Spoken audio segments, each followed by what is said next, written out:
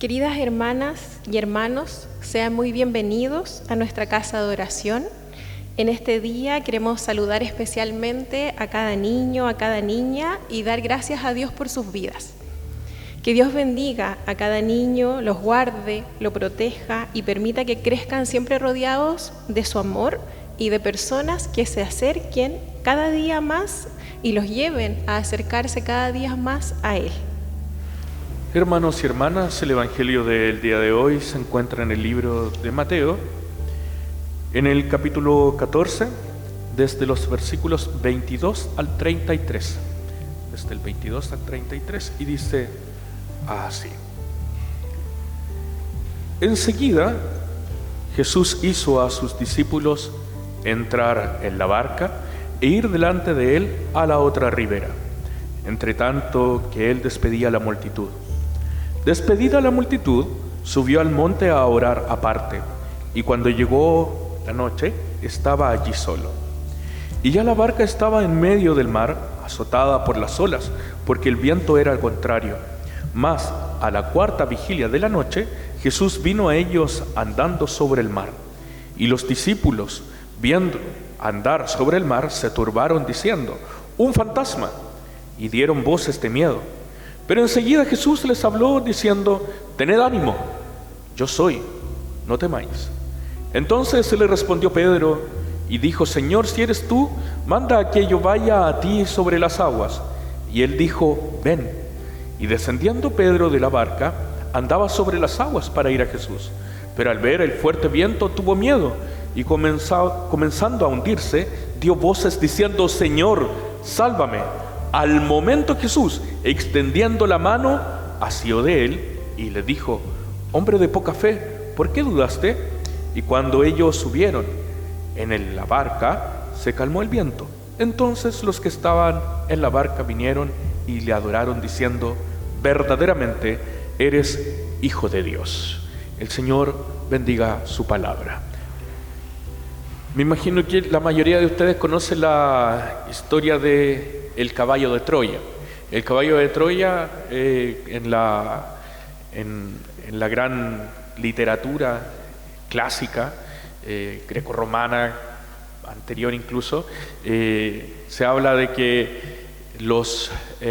en un momento determinado, cuando estaba en la guerra de Troya, los troyanos habían pensado que habían ganado la guerra, y entonces hicieron un caballo gigante, los aqueos, y se habían entrado adentro del caballo para hacerlos pensar de que el gran caballo en realidad era como el gran trofeo que habían ganado. Y bueno, entró el caballo de Troya a las puertas, el caballo a las puertas de Troya, se quedó adentro, pero en realidad era una trampa, y salieron y pudieron terminar ganando la guerra. Aquellos que habían creído que eran perdedores se transformaron en ganadores, y los que habían creído que eran ganadores se transformaron también en aquellos que perdieron la guerra. Bueno, esa historia, para no entrar tanto en detalle, es una de los clásicos que se nos cuenta cuando leemos la Ilíada. Y este clásico quizás nos invita a pensar de cómo muchas veces nosotros transformamos o idealizamos los triunfos, pensando en que los triunfos se mantienen, y que por otra parte, también cuando nos sentimos completamente derrotados, no podemos observar el triunfo por otro lugar. El texto del día de hoy también nos presenta dos cuestiones, dos asuntos que son súper interesantes dentro de lo cotidiano de la vida: lo que son los triunfos, el creer que se mantiene el triunfo, vivir en el éxtasis del triunfo constantemente, y también enfrentarse a situaciones completamente adversas que no tienen relación o no se condicionan directamente o no se articulan con eso que nosotros le llamamos el triunfo permanente. Muchas veces nosotros los cristianos creemos que por conocer a Jesús ya se hubieran terminado completamente todos los problemas. Sin embargo, el texto bíblico nos indica otra cosa. nos indica formas diferentes en las cuales nosotros entendemos y sacamos lo minucioso que quiere decir Jesús a través de este pasaje específico, que es el cual Jesús anda sobre el mar. Anteriormente, el domingo pasado, estuvimos leyendo el texto bíblico de Mateo que nos explicaba que Jesús había hecho la multiplicación de los panes y los peces y había alimentado a 5,000 personas, sin contar a los niños y a las mujeres. Simplemente con tan pocos elementos hizo una multiplicación en las cuales les dio a todos de comer, un milagro fenomenal, un milagro transversal, un milagro que muchos quizás guardaron y acogieron en su corazón, y sobre todo los discípulos habían quedado con un éxtasis total de poder entender que aquel que estaba con ellos era realmente Dios. Por lo tanto, su vida se había transformado en una vida poderosa, fuerte, y estaban seguros caminando con Jesús, caminando con aquel que nunca les iba a ofrecer algo que no fuera bendiciones solamente o momentos complejos, sino que al contrario, con él iban a tener todo, incluso el pan de cada día. Sin embargo, Jesús les dice a ellos, a los mismos que son testigos de la multiplicación de los panes y de los peces, los mismos que son testigos del milagro del poder de Dios, les dice: vayan a la barca, ustedes súbanse a la barca. Y son ellos los cuales le hacen caso a Jesús de subirse a una barca que va a pasar por un momento complejo, difícil, por un momento completamente tormentoso, porque el viento va a estar en contra de la barca en la cuarta vigilia de la noche, es decir, en la parte de más oscuridad, entre las 3 y las 5 de la mañana aproximadamente, es la cuarta vigilia de la noche, y ellos se van a ver enfrentados al azote de las olas. ¿Dónde están los discípulos? En una barca. ¿Quién los envió a la barca? Jesús. ¿Por qué Jesús los envió a una barca a esa hora para que transitaran en medio de un mar que se iba a volver un mar tormentoso? ¿Será que Jesús tenía planificado entonces que ellos experimentaran eso? El texto bíblico nos puede explicar muchas cosas. Dentro de eso vamos a tener que poder explicar también algunos elementos que son súper simbólicos dentro del texto bíblico. Por ejemplo, el hablar del mar, el hablar del agua. Para los tiempos antiguos y para el tiempo de Jesús, el agua y el mar, sobre todo los mares, era algo indomable, que ellos no podían gobernar. Le tenían miedo al mar y a las olas. De hecho, recuerden que se pensaba que la tierra era plana. Por lo tanto, los barcos que salían a pescar no podían perder el poder observar o mirar a simple vista la tierra. Y desde la tierra, cuando un barco se perdía y ya no se veía, se pensaba de que el mar lo había consumido o que el mar lo había atrapado y que quizás ya no iban a volver. Ellos tenían el pensamiento de que el mar era completamente indomable, un mar que en realidad era una amenaza para ellos. El mar significaba miedo, amenaza. El mar significaba dolor. El mar significaba que muchas personas se sentían completamente inseguras frente a él. Por eso es que no habían grandes embarcaciones que pudieran llegar hacia más allá de donde se podría observar a simple vista. Y es ahí donde Jesús comienza a hacer el milagro. Dice el texto bíblico que Jesús estaba orando. Observemos también la siguiente situación. Los discípulos se suben a la barca, están en medio de una tormenta y ellos no ven a Jesús. Ellos están preocupados de poder mantener su vida. Ellos están preocupados simplemente de poder sobrevivir, de poder estar ahí tratando de luchar con sus propias fuerzas en medio de la tempestad y en medio de la tormenta. Pero Jesús sabe perfectamente dónde están. Jesús sabe dónde está la barca. Jesús sabe dónde están sus discípulos. Los discípulos en la barca se convierten en una comunidad frágil, en una comunidad que hace poco era una comunidad muy fuerte. Habían experimentado el milagro, pero ahora son una comunidad frágil, una comunidad que tiene miedo, una comunidad que siente pavor, que siente realmente que su vida está en juego. Se sienten vulnerados, se sienten tristes, se sienten amenazados, sienten que se les vino algo que no pensaban encima, y es más, se sienten solos. Ellos no ven a Jesús. La tormenta impide que vean a Jesús. El dolor y la preocupación impide que vean a Jesús. A pesar de que hubieron vivido momentos espectaculares anteriores, en ese momento el dolor, la angustia, la tempestad, la desorientación provocan una ceguera en la cual se ensimismizan solo para ellos y por ellos, olvidando completamente quién los había enviado allí y quién los estaba observando. Sin embargo, el texto bíblico nos dice: ellos no podían ver a Jesús.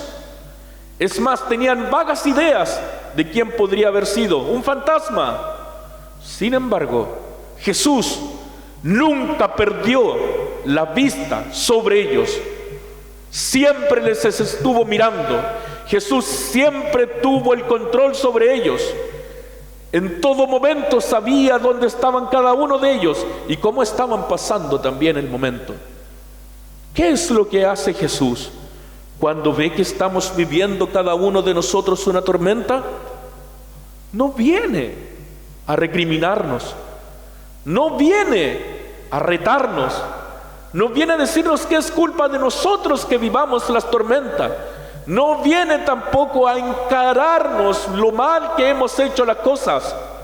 En medio de las tormentas de la vida, aunque nosotros no podamos ver a Jesús, Jesús viene y se aparece en medio de nosotros y en medio de nuestra crisis. El problema no está en la tormenta, el problema está en que nosotros no podemos observar a Jesús en medio de las crisis. Y la bendición y el milagro no está en que Jesús camine sobre el mar. El milagro está en que ellos pueden reconocer a Jesús en medio de la tormenta. Ese es el milagro. Poder reconocer que en medio del dolor, poder reconocer que en medio de la angustia, poder reconocer que en medio de aquel sufrimiento, que en medio de la duda, Dios está con nosotros. Y no ha perdido la vista sobre nosotros. Es más, camina para nosotros y hacia nosotros. Hermanos y hermanas, el ser cristiano no quiere decir que no tengamos tormentas. Dios observa la tormenta de nosotros, pero nunca nos abandona. Dios observa con lo que usted lucha cada día y Él va al encuentro de usted. Cada uno de nosotros tiene una lucha diaria, tiene algo que incomoda. Cada uno de nosotros tenemos una vulnerabilidad. Cada uno de nosotros vive crisis. Cada uno de nosotros está expuesto. Pero Dios siempre va a nosotros. Después aparece un personaje un poco conocido por cada uno de nosotros, el famoso Pedro. Pedrito siempre tiene muchas historias con Jesús. Y el famoso Pedro, impulsivo por su carácter, le dice: si eres tú, di que yo vaya a ti. Él quería caminar sobre las aguas. Y Jesús le dice: ven, camina.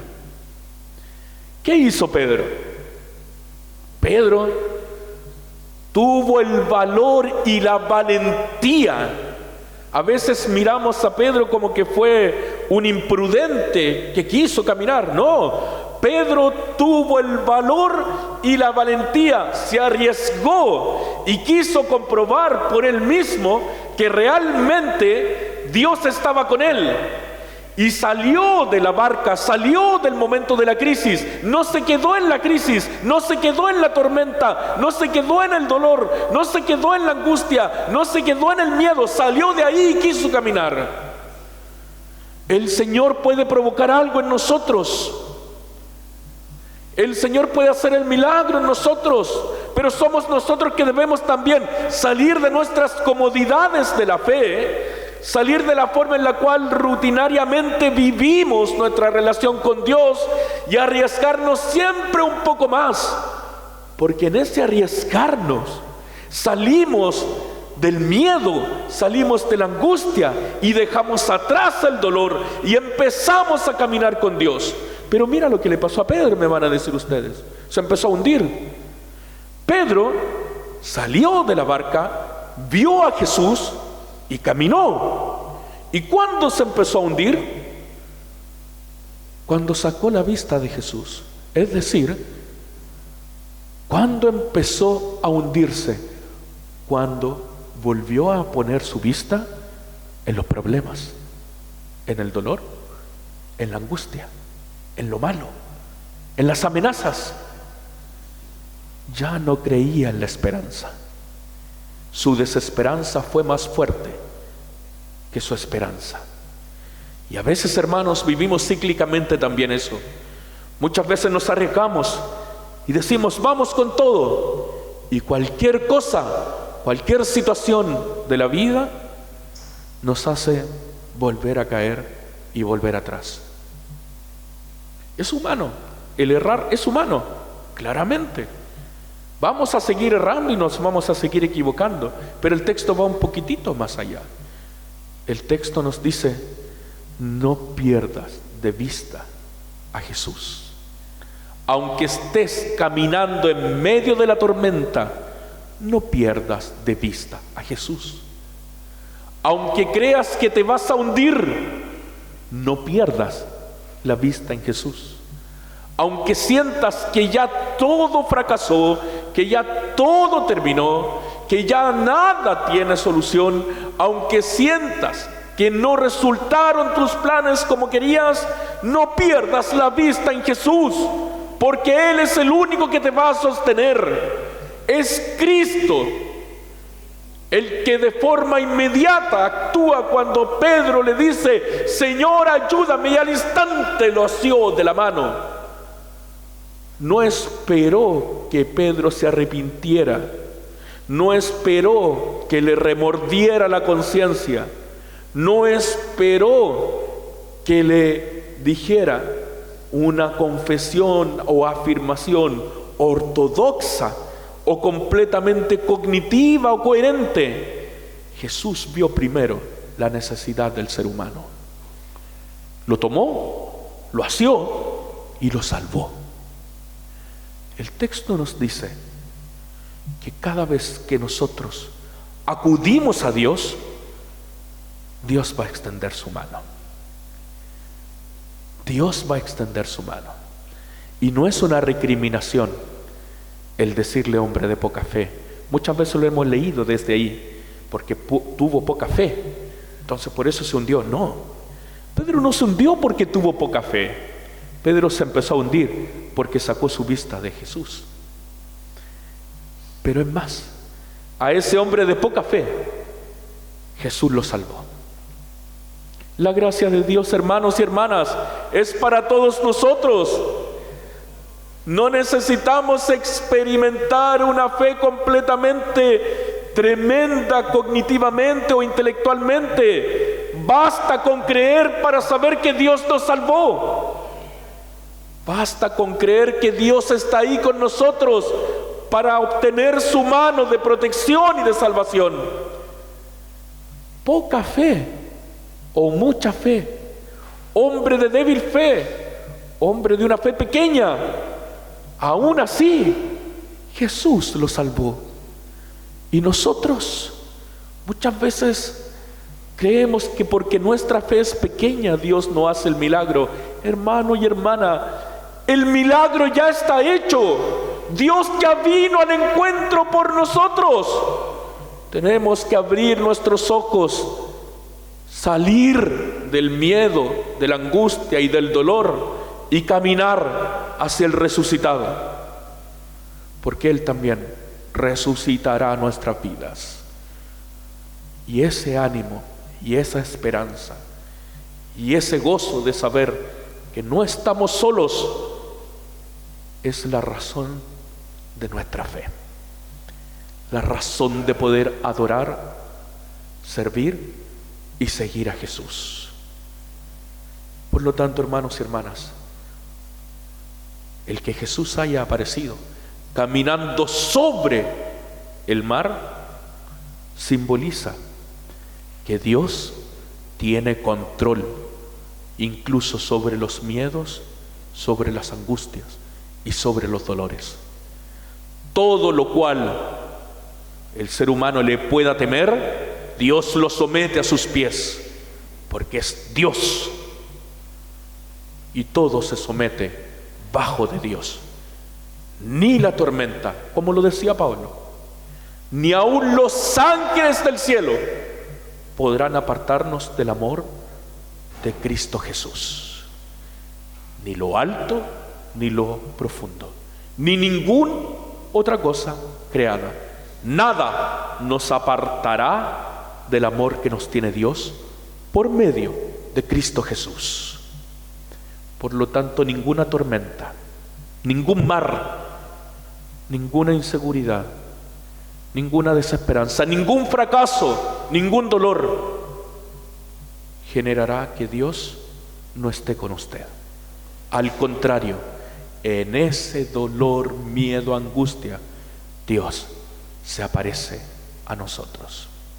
En una sociedad tan convulsionada, con tanto miedo, con tanto dolor, en una sociedad en la cual cada vez más gente oprimida y reprimida, en una sociedad en la cual cada una de las personas tiene miedo de salir de la calle, cada una de las personas tiene miedo en el lugar que vive o que está incluso enfrentando situaciones de medicina, de salud, situaciones laborales, situaciones complejas de movilidad humana.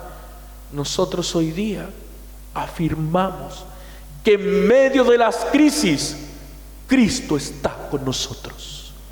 Afirmamos conscientemente que en medio de cualquier crisis institucional, espiritual, de salud, Dios está con nosotros. Que el Señor siga abriendo nuestros ojos y seamos como Pedro. Pedro salió. Pedro experimentó el milagro. Pedro lo vivió. Basta tener solamente la capacidad de poder arriesgarse. Quisiera terminar, hermanos y hermanas, con una canción que me ha llamado siempre mucho la atención. Es, seguramente la han escuchado, Razón de Vivir. La cantaba Mercedes Sosa. Y en el coro dice: hay fogata de amor y guía, razón de vivir mi vida, para aligerar este duro peso de nuestros días y esta soledad que llevamos todos, islas perdidas, para descartar esta sensación de perderlo todo, para analizar por dónde seguir y elegir el modo, para aligerar, para descartar, para analizar y considerar. Solo me hace falta que estés aquí con tus ojos claros. Tan solo nos hace falta que el Señor esté aquí con nosotros para aligerar, para aliviar, para sanar y para volver a creer. Tan solo Dios basta. Que el Señor les bendiga. Oremos al Señor. Te damos gracias, Señor, por tu palabra y pedimos que siempre podamos tener el deseo ferviente de salir de la barca para caminar hacia ti.